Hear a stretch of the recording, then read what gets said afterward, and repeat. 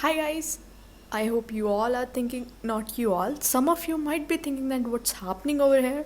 Don't worry, I'll gonna explain you. So normally it's a novel जिसका नाम dusk है and I'll gonna explain you with the help of photos whether it might be a enemy photos or just normal photos so that we can easily relate to the story. बस एक request है, आप सिर्फ उस photos की emotions पर ध्यान देना, कैरेक्टर पर नहीं और ना ही बैकग्राउंड पर. Then you can understand it very well. तो इसको स्टार्ट करने से पहले एक थोड़ा सा रिव्यू दे दूँ ताकि आपको इंटरेस्ट बने. हर एक नॉवल मैक्सिमम मिनिमम 6 पार्ट्स, 6-10 हो सकता है. तो डस्क नॉर्मली एक अंडरवर्ल्ड के एक मैन और एक नॉर्मल लाइफ की एक लड़की के बीच की लव स्टोरी है. कैसे मिलते हैं और इवन उन दोनों को पता है एक दूसरे के फीलिंग के बारे में और उनको एक दूसरे के फीलिंग के बारे में भी पता है, बट वो कन्फेस नहीं कर रहे हैं. क्यों करेंगे या नहीं? क्या दे गोना बी टुगेदर? नहीं, वो तो एंड में ही पता चलेगा. बट आप एक बार ज़रूर देखिए. और उससे पहले ट्रेलर मैंने इंस्टाग्राम पे अपलोड कर दिया and even on my YouTube channel, आप वहाँ पर भी ट्रेलर देख सकते हैं. आप थोड़ा सा रिलेट कर पाएंगे, बट आई नो इतना समझ नहीं आएगा. That's why I am making this intro part. तो आपका ज़्यादा टाइम वेस्ट नहीं करते हुए let's go into the video. Thank you. दिन और रात दोनों बहुत अलग हैं. उनका आपस में कोई मेल नहीं, पर जब दोनों मिलते हैं तो एक खूबसूरत शाम बन जाती है जिसे हर कोई शाम की चाय के साथ खूबसूरत पलों में शामिल करता है.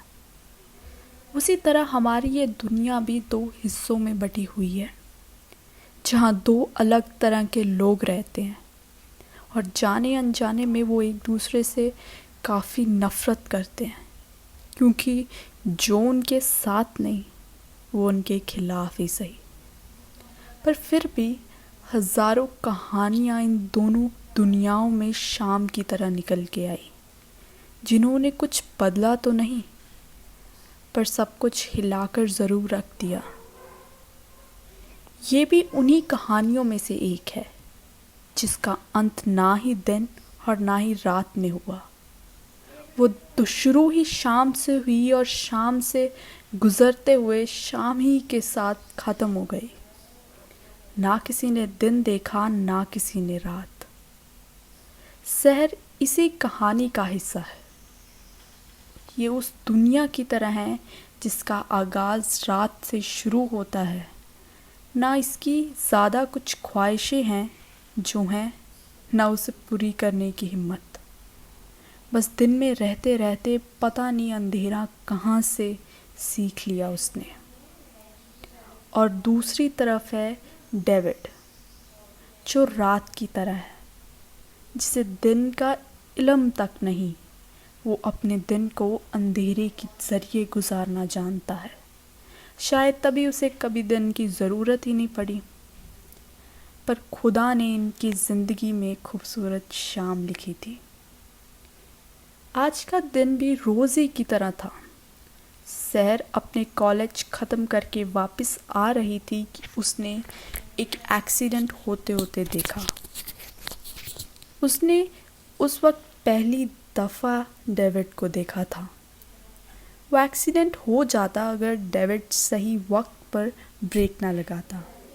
वैसे ये कोई बड़ी बात नहीं है, क्योंकि अगर कोई सामने आ जाए तो हर शख्स ही ब्रेक लगाता है.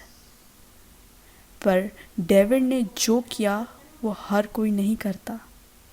उसने कार तो रोकी और साथ साथ कार से उतरकर उस शख्स को रोड भी क्रॉस करवाई, क्योंकि उसके पैर पर फ्रैक्चर था. इसी वजह से वो उसे रोड क्रॉस करने में प्रॉब्लम आ रही थी. उसने शहर का दिल तो तब जीता जब रोड क्रॉस करवाने के बाद उसने गले लगकर उसे गुड बाय कहा. और पहली बार शहर को कोई इतना अच्छा लगा. वो वहीं पर खड़ी रही और उसकी कार को देखती रही जब तक वो वहाँ से चली नहीं गई. उसे लग रहा था कि डेविड बहुत ही अच्छा इंसान है और वो कभी किसी के साथ गलत नहीं कर सकता। बस ये सही भी है क्योंकि वो कभी किसी के साथ गलत नहीं कर सकता, पर ये बात अलग है कि वो एक मर्डर करने जा रहा था। वैसे ये कोई हैरानी की बात नहीं है क्योंकि लोग उसे जानते तो हैं पर कोई उसे पहचानता नहीं। ये सिर्फ उसके अच्छे दोस्तों की बदौलत।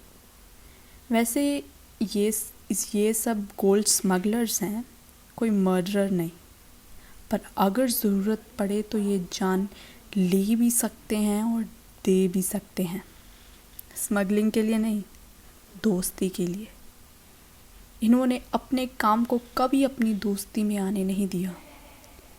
इनके ग्रुप में ना तो कोई बॉस है और ना कोई सर्वेंट। सब इक्वल हैं, सबकी अपनी एक एबिलिटी है और ना किसी को किसी पर अपने आप पर घमंड है।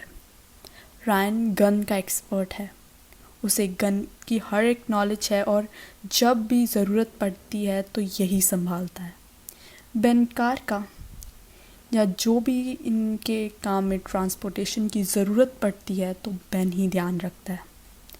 कायरा कंप्यूटर एक्सपर्ट है, हैकिंग की बेताज मलिका। सब कंप्यूटर वर्क यही हैंडल करती है और आज इसी की बदौलत ये सारे सही सलामत है, क्योंकि इसके होते हुए आज तक कोई कैमरा इन्हें पकड़ नहीं पाया। इसी की वजह से आज सब के नाम तो हैं पर पहचान नहीं। लियो फाइटर है। वैसे तो सबको फाइटिंग आती है पर इसका मुकाबला नहीं कर सकता। और इन सब का मास्टरमाइंड है डेविड, जो सब कॉन्फ्रेंस हैंडल करता है, जिसकी वजह से ये सब यहाँ तक हैं। शायद इसीलिए आज तक इन्हें कोई तोड़ नहीं पाया और ना ही इन्हें कोई हरा पाया है। इनके ग्रुप में इनके कुछ नियम हैं जो ज़रूरी हैं इन्हें साथ रखने के लिए। जैसे कोई किसी की पर्सनल लाइफ में इंटरप्ट नहीं करेगा, सबकी अपनी एक प्रोफेशनल लाइफ होगी और अपनी एक पर्सनल लाइफ, जिसे वो मिक्स नहीं कर सकते। पर अगर किसी को कभी भी ज़रूरत पड़े, चाहे वो पर्सनल लाइफ हो या प्रोफेशनल लाइफ, कोई बिना सवाल किए उसकी मदद करेंगे। बस यही हैं जो हैं, बट इतने काफ़ी हैं। बस इन्हीं कुछ कारणों की वजह से आज डेविड को किसी को मारना पड़ रहा है, क्योंकि एक और गैंग है इनके एरिया में, पर वो इनका मुकाबला नहीं कर पाती क्योंकि उनको इनके बारे में ज़्यादा कुछ पता नहीं, सिर्फ डेविड को छोड़कर। डेविड को अब जानने लग गए हैं लोग। वो जानते हैं कि ये इनके ग्रुप का मेन मेंबर है, पर इस वजह से डेविड उसे मारने नहीं जा रहा। वो इसीलिए जा रहा है क्योंकि उस ग्रुप के एक मेंबर को डेविड के सब टीम मेंबर्स की इन्फॉर्मेशन मिल गई थी, और अगर ये इन्फो बाहर आ जाती तो इनकी टीम का जान का बहुत बड़ा खतरा था। इसीलिए वो जा रहा था।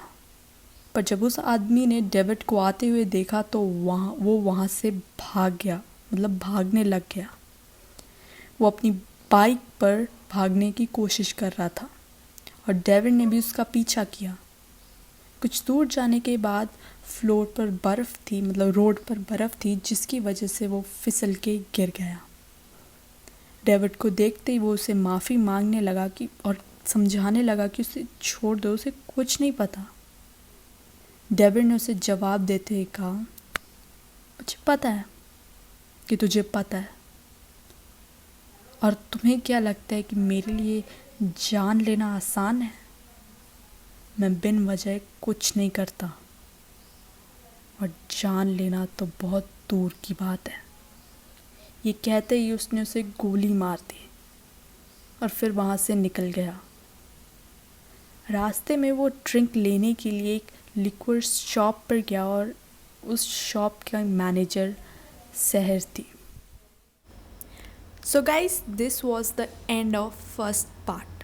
I hope you all like it अगर आपको कोई भी क्वेरीज है या फिर कोई भी डाउट है या फिर कोई आपको मिस्टेक लग रही है तो प्लीज़ मुझे कमेंट में बताएं या फिर मुझे डीएम कर दें। I will definitely keep in mind for the next video. और वो वीडियो आपको next Sunday means every Sunday I use to post the next part of every novel. So इसका नेक्स्ट पार्ट अगले संडे आएगा। I hope that you will wait. So thank you guys. Bye. Take care.